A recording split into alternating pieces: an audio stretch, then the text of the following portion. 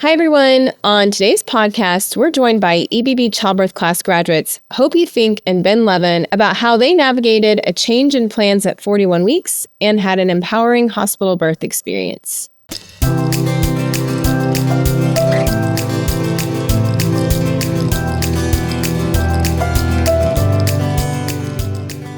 Hi, everyone, and welcome to today's episode of the Evidence-Based Birth Podcast. Today, I'm so excited to welcome Hopey and Ben, who are here to talk about their empowering hospital birth experience, including how they had to advocate for themselves. Hopey and Ben both live in St. Louis, Missouri, with their daughter, who was born in May of 2025. Hopey and Ben are both attorneys. Hopey practices education law, and Ben does commercial litigation. As a family, they love park walks, live music, community, and always continuing to learn. Hopey and Ben are both graduates of the Evidence-Based Birth childbirth class with Anna Sitkowski, and they're here today to share their birth story with us.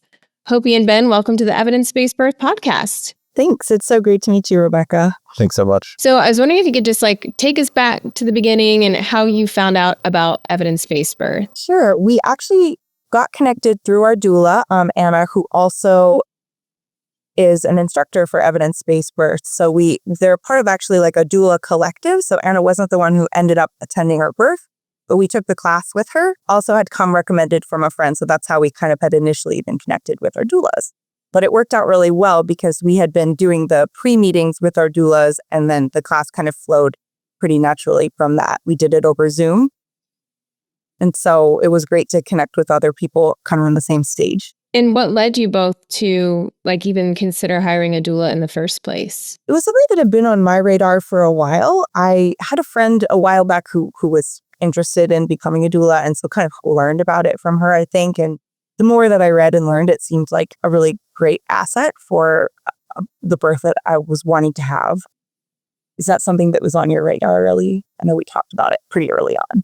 I don't know if it was me on my radar as soon as it was on yours, but pretty soon after you became pregnant, I was just kind of thinking about the birth and pregnancy and just how much we didn't know, because having never been through those things, and it seemed like a good idea to have some help from someone who is trained, and it seemed to be it just flowed naturally from there, like Hopey said. So you were open, Ben, to having more support at the Certainly, birth yeah. than just you. I was going to take all the support that I could possibly get. And what kind of birth were you both planning then? I had for a long time been interested in having as few interventions as possible. In part, that was because, and so just wanting to go into labor spontaneously. I'm the oldest of four, so I remember when my mom was pregnant with my youngest sister, at least, and kind of remember the excitement around waiting for labor to start. And of course, at that time, I wasn't really that clued into what was happening in her labors, but had talked with her since, and have talked with others. Just I've always liked hearing birth stories and kind of hearing different experiences. So for me, part of what I wanted to get out of a birth experience was this connection with other women in my family and others throughout history. Really, I just thought it was really cool that this is something that humans have been doing for a long time. And so for me, it was almost kind of the spiritual layer of wanting to kind of see just what my body was capable of doing. Also, kind of on a practical level, I don't love needles, so was kind of hoping to avoid the epidural for that reason. And the more that I kind of learned about possibility of a cascade of interventions, the plan was really just to hopefully see if labor could start on its own, and hopefully kind of at each juncture make a decision that was going to allow us to reduce interventions, but also keeping in mind throughout we also discussed openness to interventions, if that was what was required for our baby to come into the world safely. And so I think we had kind of we talked about a plan A, but we also had other options that we discussed throughout. And this was part of what was helpful about this class, was kind of coming up with a list of preferences instead of necessarily a set birth plan. Would you say that you had anything to add about that? No, I mean, that was also my approach going in. I kind of have a low intervention philosophy with my own health. I don't really like getting needles or taking pills or doing anything. So kind of having that sort of natural preference also kind of aligned with what I was looking for. That being said, also like good to have, a plan for if and when those interventions become That makes absolutely sense. necessary. So you're both kind of aligned in that your wishes for that then. Yeah, but openness as well. I think that we were, for the most part, aligned. I think that our kind of communications through the pregnancy revealed that I was probably a little quicker to accept the need for interventions than you were. Would you agree with that? Yeah, I think so. And we just had a lot of communications about kind of what our approach was going to be. And all the things said, like we have family, in the medical field, certainly are not, we really do believe in, having medical care too. So I think that's what we appreciated about kind of the evidence-based birth information sharing, was just kind of understanding how to weigh all of the facts about different options, and to know kind of within this realm of like, we knew that overarchingly we wanted low intervention for all these reasons, but also kind of really understanding what each decision point was going to present with us in terms of options. And so as you educated yourself and got prepared, like what were some of the things you learned from the EBB childbirth class that maybe you didn't know or hadn't really thought about in depth before? Well, I think something that became relevant was just different induction methods. It was something that wasn't really on my radar because I had been thinking about, I don't want to be induced. And I think like a big takeaway, I remember the order of the videos that we watched were like, I think at some point you said like, we're going to talk about induction. You should watch all this, even if this is not what you're planning. I'm glad that we did, go through the C-section information. Just to really have all that information was helpful for me. I think something else that sticks out for me was a discussion about kind of relative versus absolute risks, which was something we kind of thought of in the moment too, when advocating, just kind of trying to really understand from the providers what the actual risks are. And that was something that stuck with me from the course. And for me, probably starting from a lower level of base knowledge, just like, what is Pitocin? What is misoprostol? What is a Foley balloon? Kind of, and learning about the intervention cascade, how one thing can very easily lead to another, was an interesting concept that, it's like, once you hear it, you're like, duh, like makes sense. Obviously, there's kind of this like sequence, but I found it valuable to sort of be walked through how that occurs. So you were planning a hopefully low intervention birth. Where were you planning to give birth, at home or in a hospital? The plan was always a hospital. There's a good hospital really pretty close to us. And I think because this was our first birth in particular, I think that was where we felt most comfortable. But I had my OB before I was pregnant and really like her, and she was aligned. We were communicating from the start about kind of what these preferences were, and I felt good about her understanding of what we wanted. And so that was always the plan, was to be at this hospital, but hopefully to labor at home for as long as possible. So take us then to the end of your pregnancy, or getting close to your due date. What was going on? Yeah, it was, so the end of pregnancy was, I think, a little more emotionally taxing than I was prepared, because our baby was past her estimated due date, which even though I knew like logically and statistically that's very common for first-time moms, I did just like have in my head she was going to be early. We didn't know if it was a boy or a girl. I had been a couple weeks early. All my siblings had been early. It just felt like that was just in my gut what I thought. And so I was feeling really good leading up to the due date. Actually, like third trimester was kind of, I would say, better than second and first for me, certainly physically and kind of emotionally as well.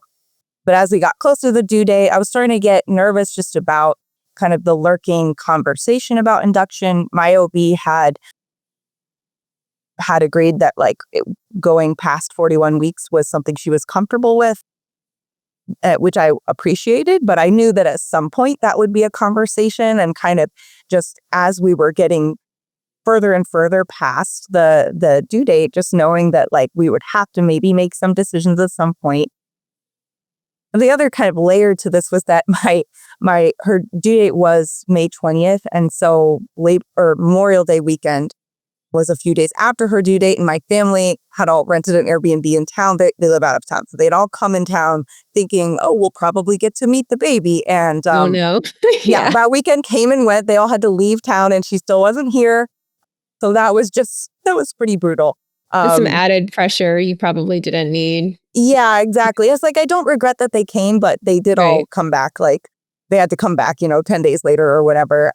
And I was doing all the things. I was curb walking, eating the dates, doing the mile circuit. I had gone off work a couple days before my due date. And so I think in retrospect, I probably could have worked another week, but I was just off. And so kind of finding it hard to occupy myself during that waiting time and getting more and more anxious and just more and more uncomfortable.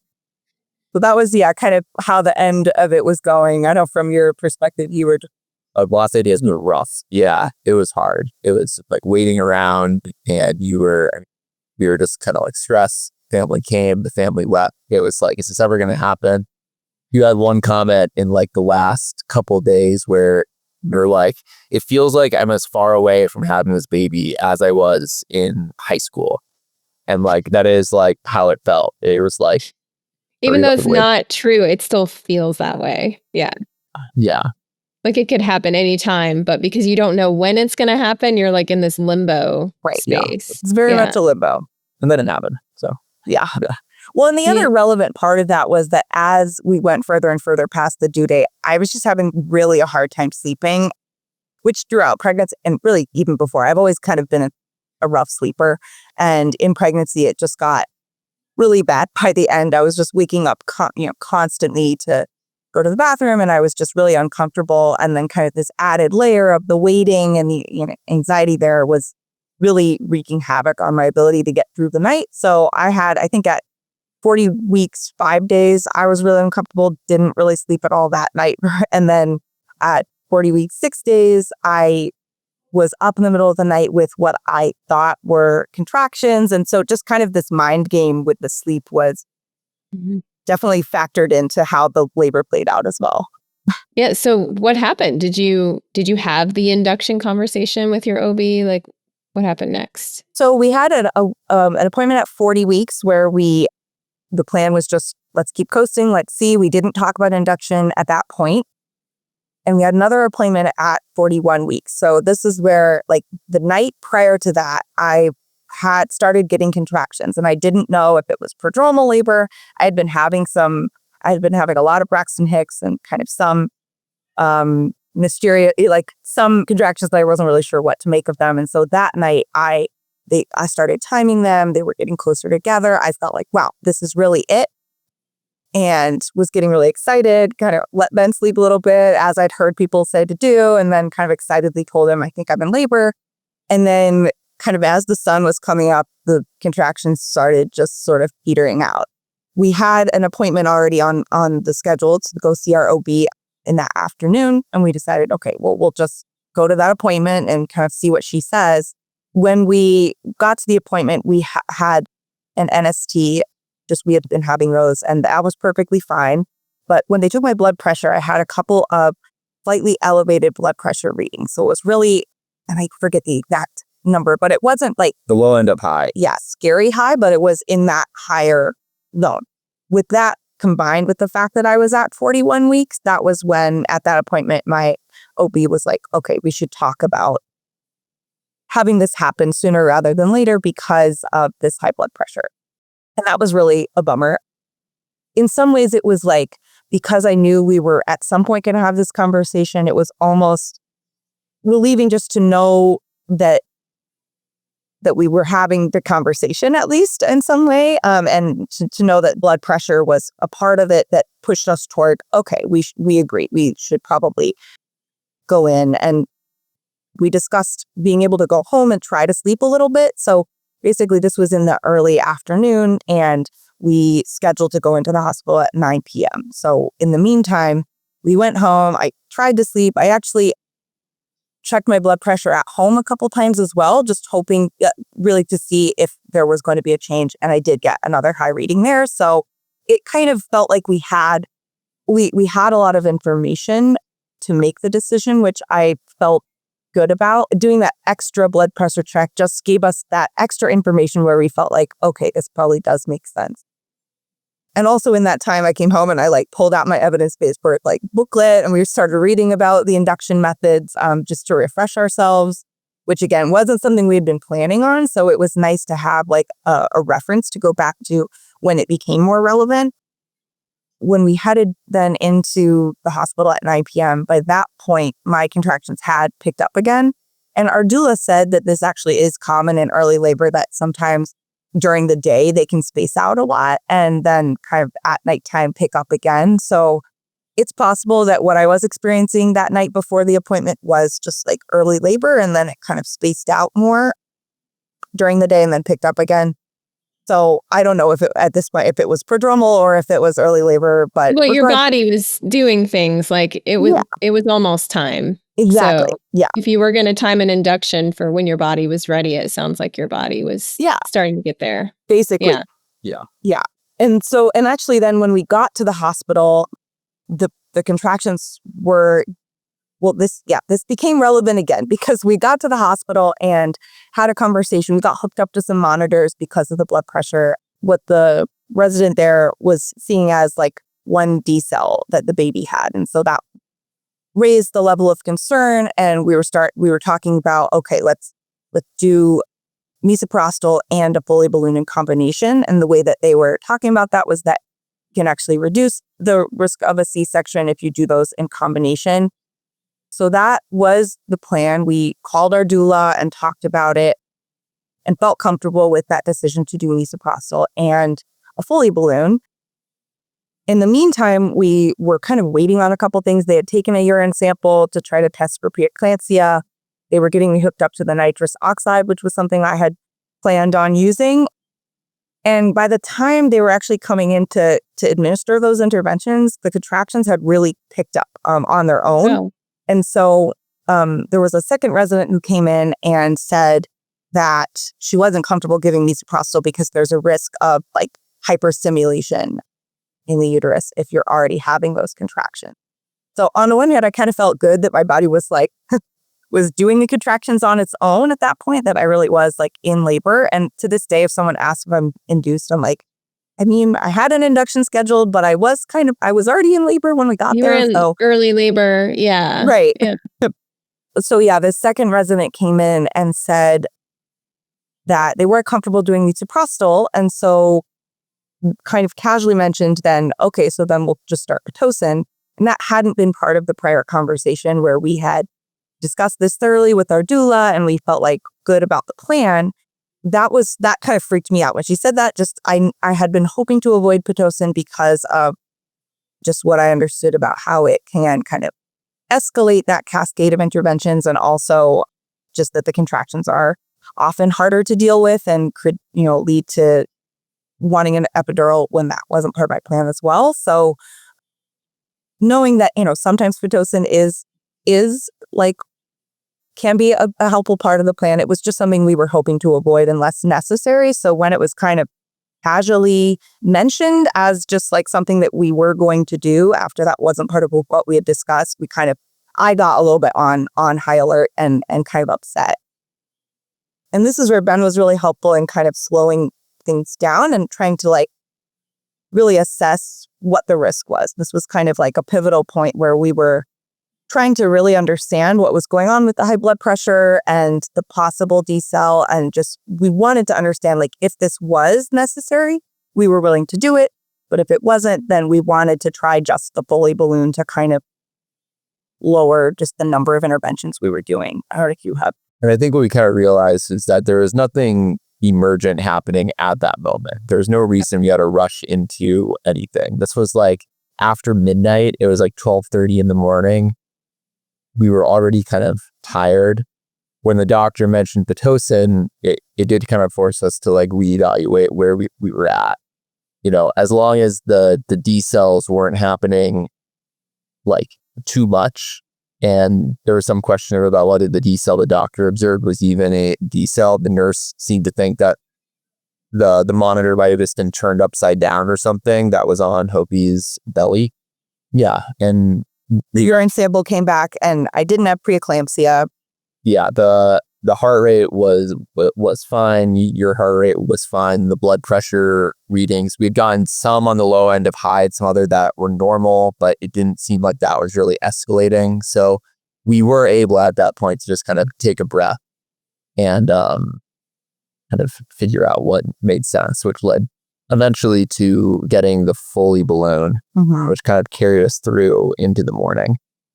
So Ben, what did you say when they, were you the one that gave the final response about the Pitocin, or did Hopey No, give that? I wasn't the one that gave the final response. I think that when it was mentioned, I think Hopey was the one who originally what was just like, hold on a second, like what is happening? Like, and then I think the nurse actually very helpfully chipped in and sort of challenged the doctor in a, professional, collegial way about just like whether that was a D-cell or not. And then later the doctor left and the nurse came in and was like, by the way, you don't need Pitocin if you don't want it. So actually the nurse was a very helpful advocate for us and just kind of affirmed what we were already feeling, which is that Pitocin wasn't really necessary at that time. Mm-hmm. Right. We felt like, if this really was an emergency, which, we were not sure. We don't know how to interpret those blood pressure things. But the nurse coming in and saying that helped us kind of calm down and realize, okay, just got a better sense of the relative risks of just kind of letting things unfold at that point and doing just the Foley balloon instead of speeding things along with Pitocin. Mm-hmm. So how dilated were you when you got to the hospital? And do you remember, did they do a check actually when we got there? I think that was at Yana. I think you were at I was going to say half. Yeah. You were pretty I think I was at 1 at the appointment earlier in the day. Okay, got it. And I think I was maybe at 1.5 when I got there. Not particularly dilated. Yeah. Okay. So then what happened next? They inserted the Foley, and then did you try to get some rest overnight? I tried to. Did not though. Yeah. So the Foley was really painful. The contractions got really painful in a way that I was not particularly expecting. I had, listened to different stories with the Foley, and I know that there's just a range of experiences people have with it. But for me, it was really intense. And I was starting to get I think, a little panicky because I just hadn't expected it to be that intense before I was even at 4 centimeters and had this plan of kind of going without an epidural. And so just started to get ahead of myself a little bit of if this is how much it hurts now, will I be able to take that? One thing that happened at that point was that, again, the nurse was really helpful was we went on intermittent monitoring. She helped us get, advocate for that and get set up on it. And then I could go in and out of the tub. We were in a room that had a tub, which I had wanted, and that ended up being really great. So it was 20 minutes of monitoring and 40 minutes off. So it was basically 20 minutes in bed and then 40 minutes in the tub. Okay. And we basically did that for at least 3 cycles. So that was kind of the long dark night. Yeah. The Foley balloon probably went in around 1:30, around 8. And then we were kind of in and out of the tub until the mid-morning. And could not sleep. I was trying to rest, but I couldn't. And at about 3 a.m., I was just sort of getting ahead of myself and kind of having a hard time coping. And we realized, this is what we have a doula for. So we called our doula, who was on call at 3 in the morning. Yeah. And when she got there, it totally changed the vibe. It was so great. Really just affirmed why we had wanted a doula, because she just kind of brought this sense of calm and helped us see what choices we had available. And so we started, really getting into a rhythm with going in the tub, and we were on the ball for a bit and kind of doing those position changes, which was part of what my plan had been. And just having her there really helped me kind of settle into just embracing that this was what the Foley balloon was doing. It was painful, but I could cope. And that was really great. Although she did note, we looked at some of her notes, that by 6 a.m., I was so exhausted, really having not slept for going on kind of 3 nights at that point, that I could barely hold my head up. So that was a through line of this whole thing, was I was really, really exhausted, but was trying to keep going. And the Foley balloon came out in 8:20 in the morning. So I was at 4 centimeters then. That was like instant relief, actually, which kind of affirmed that the Foley was what was causing those really intense contractions for me, because after that, I got a bit of a break, and I think I rested a little bit. I wasn't really sleeping, but it was definitely a little bit of a lull, which was helpful. Kind of for that whole morning stretch, I was just laboring, doing the balls, resting a little bit. A little before 10 a.m., I was at 5 centimeters. And at that point, my OB came in and did a membrane sweep, which ended up basically like within 5 minutes, my water broke. So it was kind of like she broke the water there. And so That's what we think anyway. And that was when then we got into a really great rhythm, kind of around like 11 a.m. And this is where, like, when I say that I feel I had a positive experience despite, the plan shifting, this is the stretch that I'm thinking of, where I was on my hands and knees in the bed. My mom was there, Ben was there, and our doula was there. And they were all just being so like affirming and great, feeding me some cranberry juice and doing hip squeezes. I was using a TENS unit and nitrous oxide, and just kind of was in this real groove where I felt like I was able to really kind of practice and just channel what I had been preparing for mentally, with thinking about this experience as something that, many, many, many women have gone through, and really kind of channeling that strength, thinking about just past experiences in my life that I wanted to call to mind in those moments. So that was really definitely the best part. And it lasted for a few hours, right? I mean, I kind of blocked the time. Yeah, that was at least 3 or 4 hours. Wow. Kind of in like the middle of the day. Yeah, it didn't feel like that to me, but that was, Yeah. So far, I was just trying to make a list of all the comfort measures you use, because you were like using a really wide range. You talked about, water in the tub, eating and drinking, the TENS unit, massage with the hip squeezes, the positions, the birth ball, kind of the mindset techniques you were using. Like We have like little signs up around the realm. okay, so affirmations, and then you were surrounded by support. Yeah. And then you had the nitrous as well when you needed it. Is there Yeah. anything I'm missing? Or because that's a lot. No, I mean I was in the TENS unit. Yeah, the TENS unit. Yeah. We really had built up this good, like, I don't want to use a violent word, a big arsenal of comfort measures that was really helpful. And I think above all, like, it really was the people in the room that helped me know which of those were available to me to begin with, but then also just really set that tone that felt I felt comfortable, despite it being like a hospital setting, which when I had first toured the hospital, it's a great hospital, but I was kind of like, this hospital. It didn't feel particularly homey. It's still clinical. Yeah. Right. We kind of built that little space though, because because everyone who was there was really helpful. And Ben started like using the doula's like phrases. I stole her catchphrases. Yeah. Like, what were some of her catchphrases? Breathe it out, blow it out, let it go. You're doing, just kind of like, what was the other one? I don't know. Yeah, there was a whole bunch of them, but yeah, it was kind of, ride it. Where you separated a lot. Yeah. That's amazing. I love how you said they set the tone for the room. It's like you can go into an atmosphere that's not necessarily the most homey, friendly, warm space, and you just turn it into your own space. Right. Yeah. And another part of that was I had made a playlist of just like basically every song that I possibly liked and could potentially think of wanting to hear. And so it was like thousands and thousands of songs, but then Ben was kind of curating it throughout. So that was really throughout the labor, especially when I got to the pushing stage, which we'll get to. But that was just fun because it was like each song that would come up, I would have an association with just a previous part of my life, and would get to kind of think about that part of my life, and kind of that was both distracting and kind of focusing. So that was another good, I guess, comfort measure with the music too, which we kind of had on and off during that part. Yeah.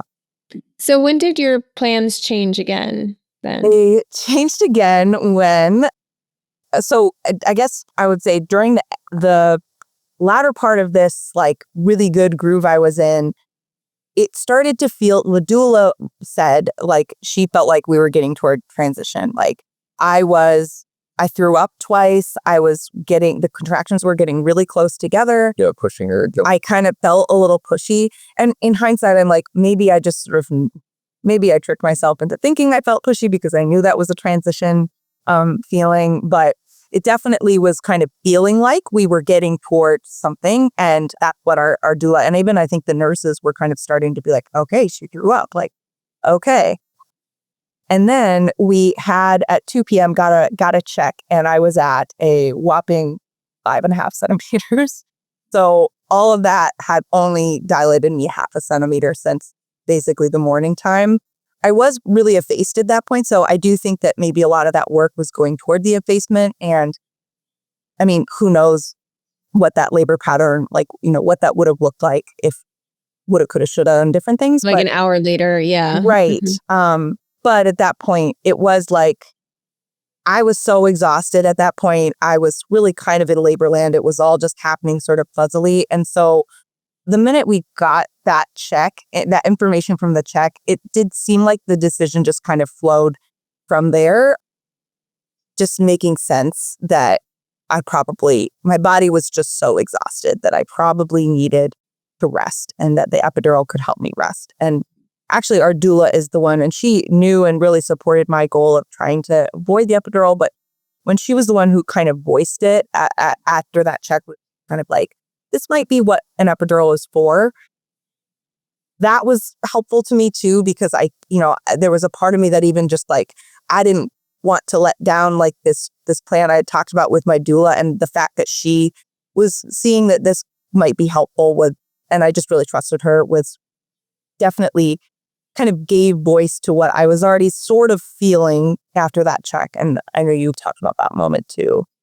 Yeah, I mean, it just like made sense at that point. You had been working like so hard for so long, but you also hadn't slept 2 nights. And I could just tell how tired you were. And it was a little worrying, because it was like, what would happen if you just ran out of energy? I was like trying to feed you little sips of like cranberry juice and like orange slices and whatever. But like when I was matching up what you were intaking versus the effort you were exerting, it was like at some point you're just going to like run out of gas. And that was more of a concern for me as kind of the hours progressed. And then when we learned you were at 5, I was like, this is not, I was worried it wasn't sustainable. And I'm glad that the doula kind of volunteered it at that point. And they really no one like said C-section. Like, it's not like that was, I don't even think that was super present in my mind. But looking back, like, yeah, I think that decision point was important, because I know that happens often, that people get exhausted and then they're not progressing and kind of feel backed into a corner with having a C-section when that wasn't in their plan. And so I sort of saw that epidural then in that moment as like, this is a tool that's going to help my body rest and relax and really just kind of finish the work that it had been starting for a long time at that point. And I think the other thing that made that decision easier is that I was so out of it that, like, one of the reasons I had wanted to avoid the epidural was I don't like needles, and I was afraid of that sensation. I was afraid of not being able to kind of tolerate it mentally, but I was so out of it that I was just kind of like, you're like, whatever. And it was fine. Yeah, the procedure itself was fine. Yeah. Probably when I was most proud of you, like accepting the need for the epidural and making that transition into a path that I knew wasn't your first choice, but just doing it with a lot of kind of clear-eyedness. So, Hopey, like, what happened next after you got the epidural?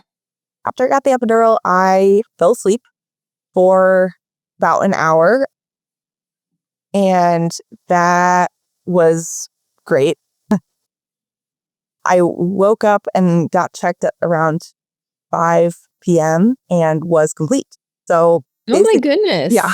So I went from 5.5 centimeters before the epidural to fully complete. And I think that affirmed that it felt like my body had been doing all this work and it just kind of hadn't been able to consolidate the outcome until I just rested. So when I woke up, I was almost like, oh gosh, I was hoping I would sleep a little more, just knowing that I was heading into then caring for the baby and pushing and all that. But they didn't, the kind of providers were all there and thought, oh, okay, like it's time to push.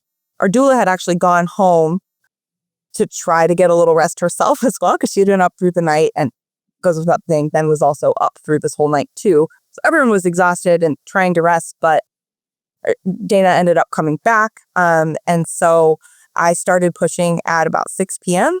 And it was weird after having felt everything up to that point. It was like strange to not feel in the same way. But when I woke up, I was proud of like having made that decision, and I was proud of having labored for as long as I had. And right away, the pushes were pretty productive. So that also felt good. So we kind of got into a nice pushing flow as well. It's kind of a fun vibe in the room. I think everyone was relieved. Maybe I wasn't aware of how much other people had been starting to get concerned about how exhausted I was. And so it felt like a vibe shift in the room. And this is when we just had a really good playlist going. We were kind of chatting about each song, which, before I got the epidural, that was not what was happening. I was not really talking much. So that felt really good. And so I pushed for like 45 minutes. Our daughter was born. She came out in kind of one little slither. And we didn't know if it was a boy or a girl. So Ben announced it was a girl, and we shared her name, and it was really great. My mom was there as well, which was really cool. And she was so excited. First grandchild on both sides. Ben's dad came in after a bit, and it was wonderful.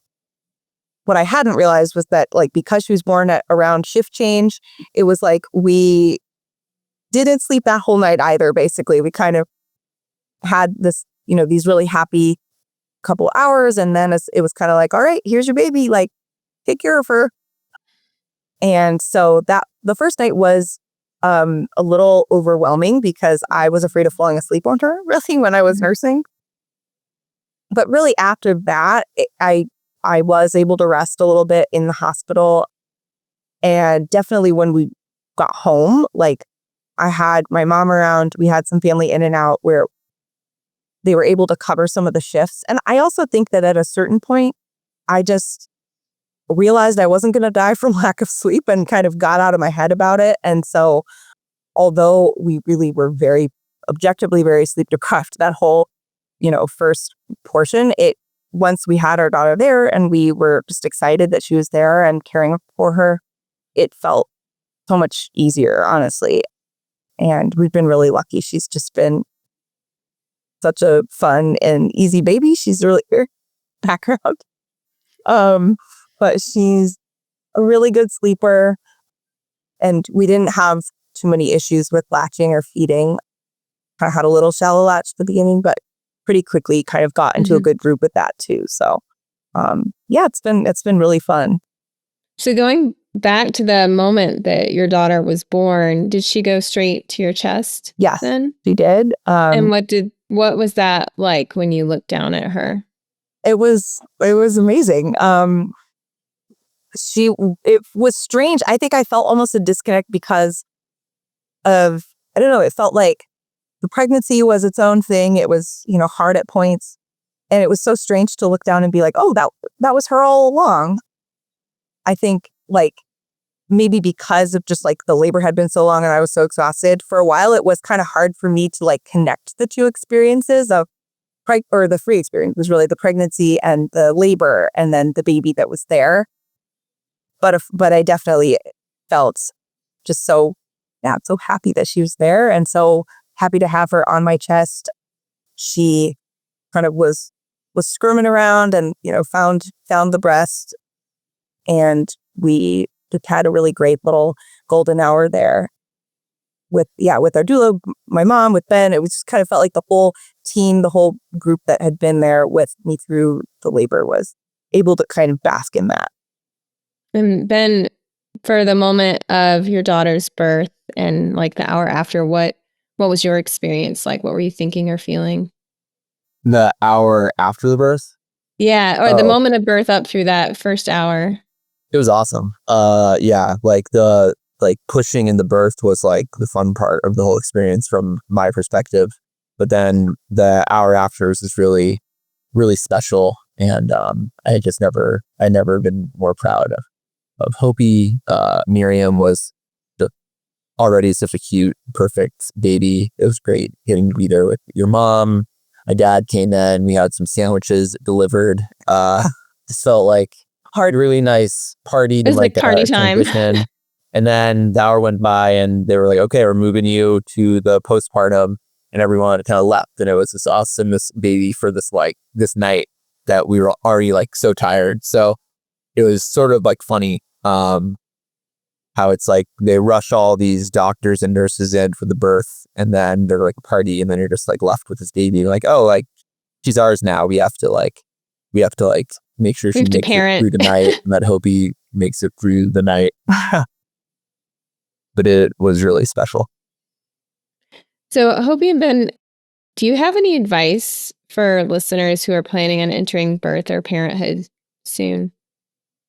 I think, we found a doula, as I've mentioned, to be really helpful. And one way that I wasn't expecting the doula to be helpful was actually a postpartum check-in. Because I think as I was reflecting on this, I don't know if it's advice or just insight that I have had is that like the process of narrative formation, I think is really important. And that even as we were in the experience, it was, I think maybe because I had listened to a lot of birth stories before going through this experience myself, I felt like it helped me kind of reframe those moments that were challenging as like these moments of empowerment and advocacy, like kind of even as they were happening. And then certainly checking in with our doula a couple days postpartum, she came to visit and we kind of debriefed the whole thing. And I think that was really helpful just to, on the one hand, really acknowledge a lot of the what ifs. Like, what if I hadn't had that appointment at 41 weeks? Maybe I would have just kind of gone into labor on my own, or I could have developed preeclampsia. What if I had gotten the epidural sooner? Just kind of thinking about all of those things and being able to kind of own what the reality was and own our decisions. That was a really valuable part of having a doula because she had been there through all of that and could help us process it.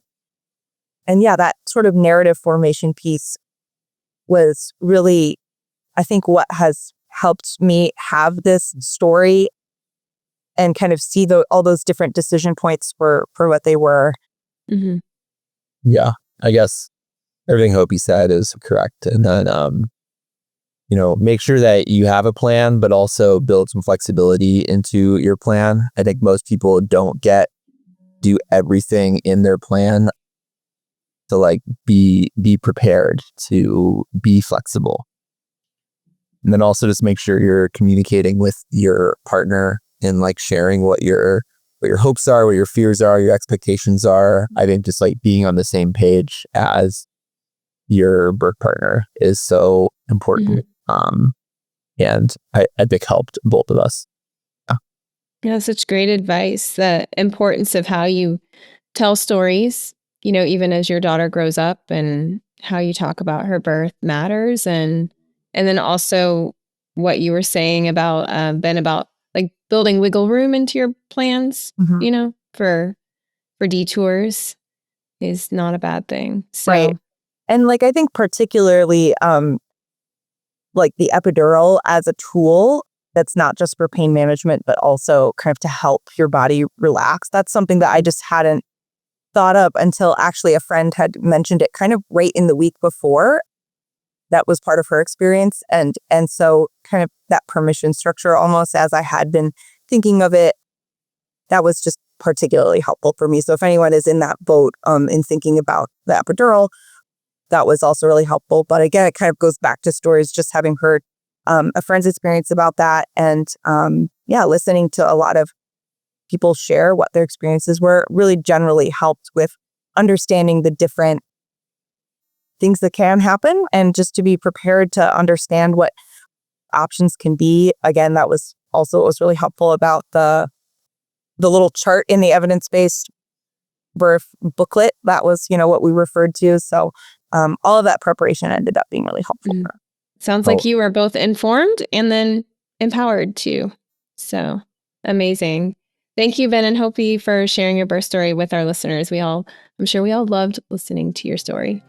Thank you so much for the opportunity. Thank you how much. Yeah. This podcast episode was brought to you by the Evidence-Based Birth Childbirth class. This is Rebecca speaking. When I walked into the hospital to have my first baby, I had no idea what I was getting myself into.